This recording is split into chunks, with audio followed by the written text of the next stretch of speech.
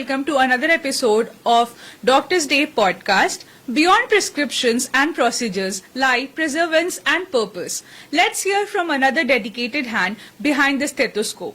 Dr. Pallavi Vasil, Clinical Director, Obs and Gynae. Joining Dr. Pallavi. Hello ma'am, welcome to the show.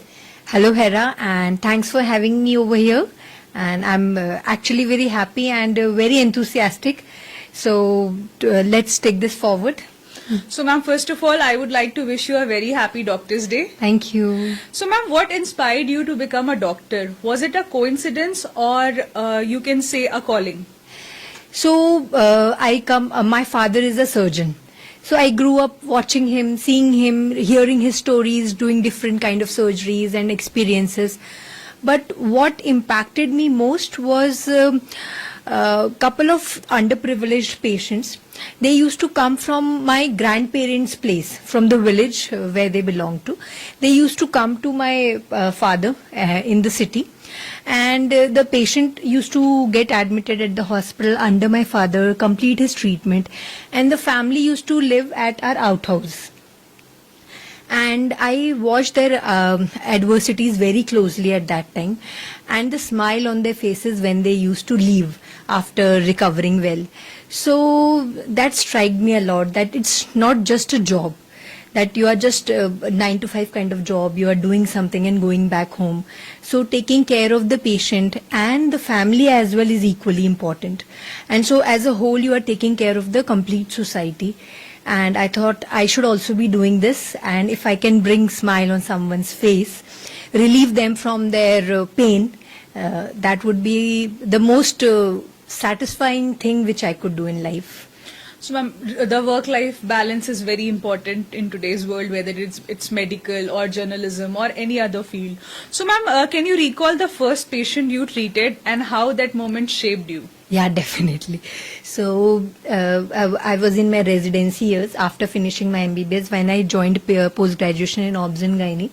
So we were very keen ki my initial posting was in labor room, and I was very keen ki when would I get to deliver a baby, I will feel that.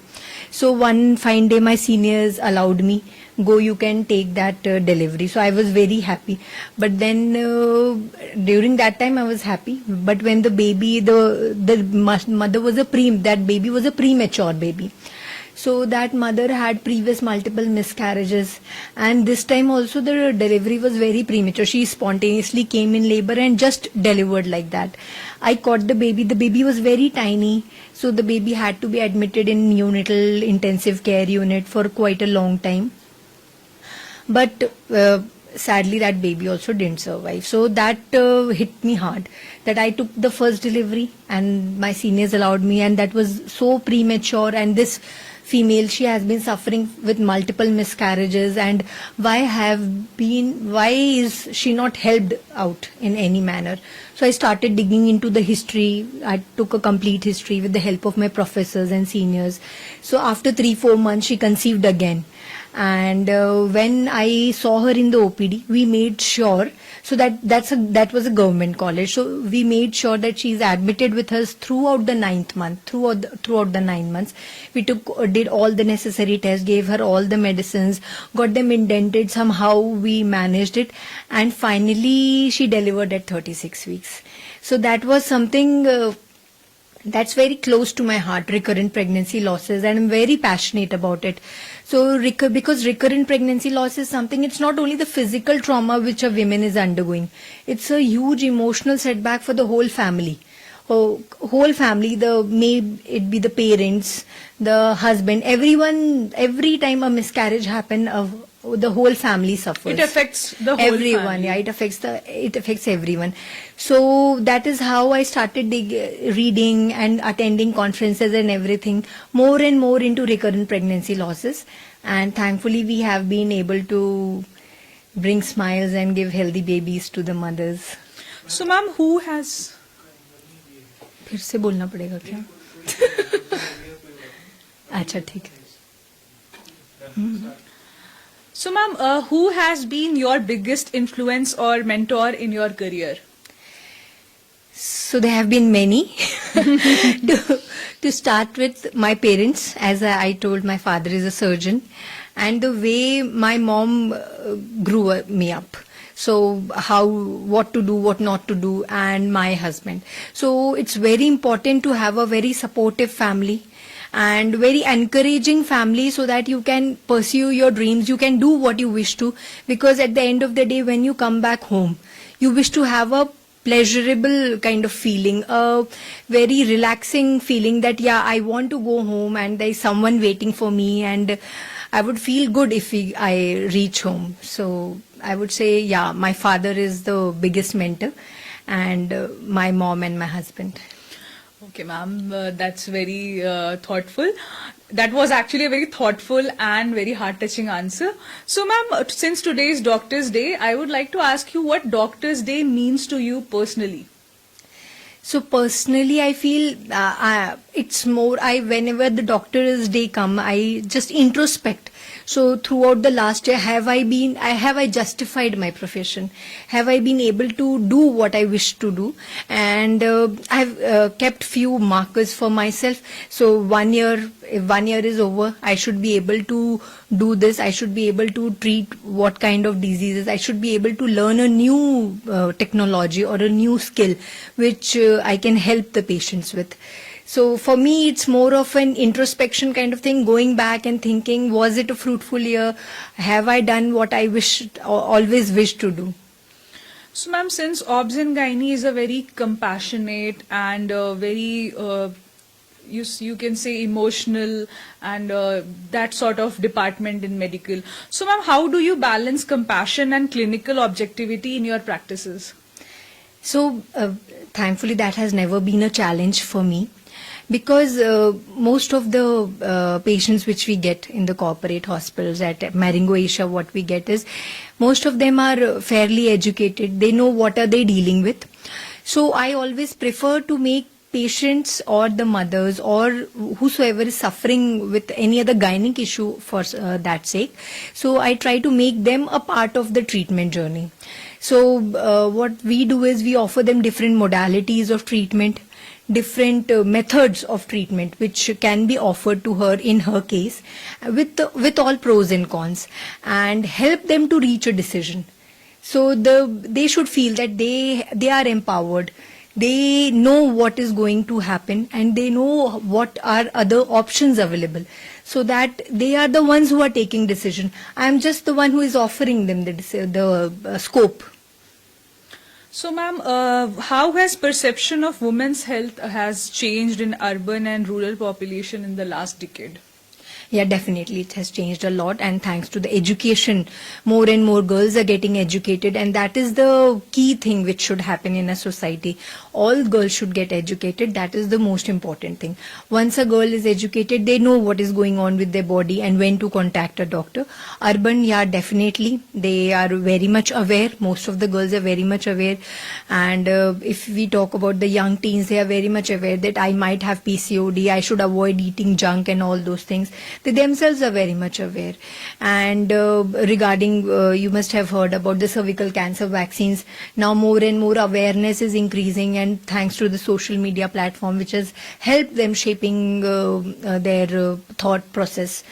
And regarding the rural, so women have always been an integral part of the family, but in the rural areas now they are all considered also. They have been, but they were never considered an important part. But now because the family, they are becoming more mature and educated, they are including, women has a voice in the rural area as well. I won't say not as much as in the urban, but yeah, definitely they have a say, they have a voice in the family. So that's helping the women a lot. We are in the digital world. Yeah. The rural are also getting they are, of course, digitalization. yeah. So yeah, awareness is there. But if you compare the urban and the rural development, obviously urban is going to be higher. Yeah. So, ma'am, how do you view the India's maternal health progress, and what has been the outcome in the recent years?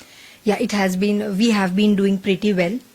And there are many government-run programs which have started. Like there is something Janni Suraksha Yojana. So I did my post-graduation back from Indore. So we had this Janni Suraksha Yojana over there, and whosoever women used to deliver at the institute, they were paid by the government. So that's a very great initiative. Women used to come for delivery to us. And then the Beti Bachao, Beti Padhao, everyone is aware of it. So with all these collective measures in India, we have been able to reduce the maternal mortality rate to 93 per lakh live births, which is quite less than the global standard, which is 197 per lakh live births. So we are progressing and we are moving ahead in the right direction. And of course, in the years to come, we'll reduce it further. So, ma'am, what are your thoughts on introducing menstrual health education, since we were talking about awareness and education? So, at an early school level age? Yeah, that's pretty important because nowadays girls are getting periods as early as 10. Sometimes girls, they start with the periods. So if the periods are early, so education has to be started early only. So giving them the correct information and telling them that if you are getting periods, that means you are healthy. It's not something to be embarrassed of or think like, oh, what wrong has gone with me. So correct education, giving them early in the life. Gradually, it's not like bombarding information on them, but gradually in a manner that they take it very lightly. And I would rather say it's like for both. It's not only for the girls. Boys should also be made aware of the same thing. So, ma'am, what's one breakthrough or advancement in gynecology that excites you today? I would rather say two. Robotics. So we have been doing robotic surgery at Maringo Asia and we have been doing pretty well. And secondly, recent advances in the recurrent pregnancy loss management. So that is something which we have a forte on, and that excites me a lot. So, ma'am, how do you unwind after a stressful day at the hospital or clinic? So after I reach home, a hug from my son. So, and his tantrums and everything, and then talking to my husband if he also reaches home on time. So that's the most pleasurable thing of the day. So, ma'am, one more last question before we end. What's the story behind your stethoscope and your personal journey, the defining moments, the healing edge that shaped you as a doctor today? So there have been many incidences. I would say, as I told you, I saw a couple of poor families living with us and getting treated and going home. That touched me a lot. Then during my postgraduate days, there were a couple of patients who were really sick, but finally they went home well. And when you see a positive outcome of any of the illnesses and any of the disease, that motivates you further. Yes, you can do something. And you can do at least you can contribute your bit to the well-being of the society. So thank you, ma'am. Thank you for sharing your valuable time with us. Thank you, viewers. Keep watching. Stay tuned for the next episode.